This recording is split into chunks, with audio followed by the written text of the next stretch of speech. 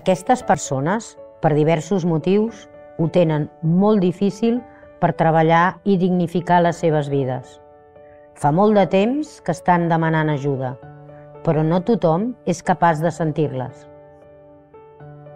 La Fundació Femerec fa 25 anys que les escolta i treballa per donar-los-hi feina i dignitat.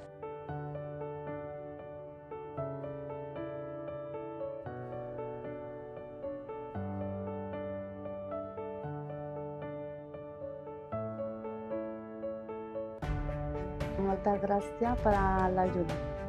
Per tots. Gràcies. Muchas gracias. Moltes gràcies. Gracias. Muchas gracias. Moltes gràcies. Gràcies.